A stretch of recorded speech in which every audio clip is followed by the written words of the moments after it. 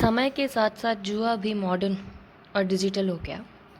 Social media पर बहुत सारे ऐसे मैसेज आते हैं, हाँ या ना में जवाब देकर जीते बहुत सारे रुपए, बिना मेहनत के पैसा कमाए। युवा इसमें अपना भविष्य खराब कर देता है, वित्तीय बर्बादी को भी झेलता है। ट्रेडिंग की लैंग्वेज में इसे ओपिनियन ट्रेडिंग कहते हैं।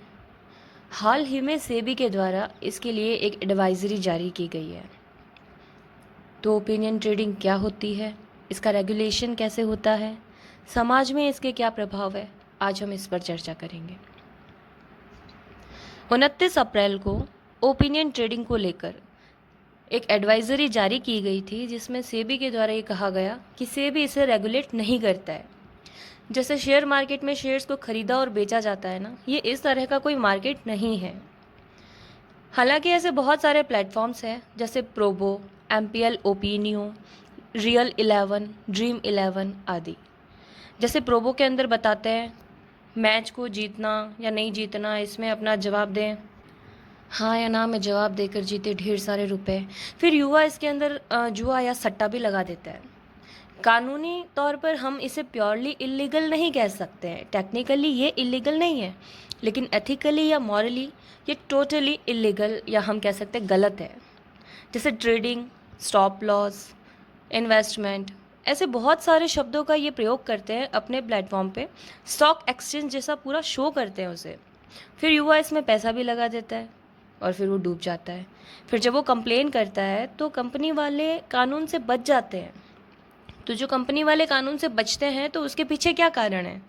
जैसे सुप्रीम कोर्ट ने अभी बताया था, कुछ टाइम पहले स्टेटमेंट दिया था कि ये दो तरह के प्लेटफॉर्म्स होते हैं, एक होता है गेम ऑफ चांस, एक होता है गेम ऑफ स्किल। ये सुप्रीम कोर्ट ने बताया कि ये जो प्लेटफॉर्म्स होते हैं ना, ये दो तरह के हैं।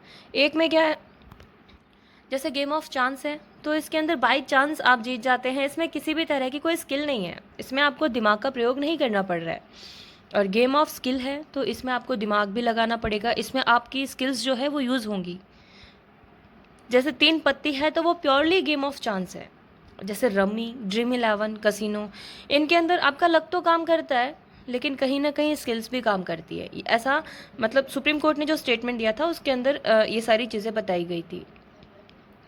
ये लेकिन वास्तविकता ये है कि पूरी तरह से ये जुआ है। पब्लिक गैम्बलिंग एक्ट आया था एक 1867 में, इसके अंदर प्रावधान किए गए थे, लेकिन आज के समय को देखते हुए ये बिल्कुल भी प्रासंगिक नहीं है, क्योंकि अभी जो युग चल रहा है, जो मॉडर्न एज अभी जो चल रहा है ना, वो उस समय से काफ़ी आगे बढ़ चुका है। और हमें क्या है भाई, नए कानूनों की आवश्यकता है।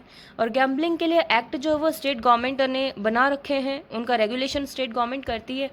जैसे गोवा है और महाराष्ट्र है, यहाँ पर कसिनो को लीगल कर दिया गया है। महाराष्ट्र में बहुत सारी ऐसी जगह है जहाँ पर कसिनो को लीगल कर दिया गया है।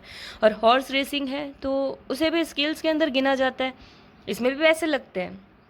सट्टा लगाते हैं, जुआ लगाते हैं, लोग जुआ खेलते हैं इसके अंदर, लेकिन इन चीज़ों को गेम ऑफ स्किल के अंदर डाल दिया गया। हमारे कानून में बहुत सारी कमियां हैं और लोग बस उसी का फ़ायदा उठा रहे हैं। गवर्नमेंट इतना ध्यान नहीं देती। 50,000 करोड़ से ज़्यादा ट्रांजैक्शन होता है। इन सारे गेम्स को जब लोग खेलते हैं ना, तो 50,000 करोड़ से ज़्यादा का ट्रांजैक्शन होता है और इन कंपनीज़ को 1,000 करोड़ से ज़्यादा का रेवेन्यू मिलता है। आम आदमी का पैसा चला जाता है। जल्दी अमीर बनने के चक्कर में लोग पैसा लगा भी देते हैं, लेकिन रियलिटी ये है कि इन सब चीज़ों से पैसे नहीं कमाए जाते हैं।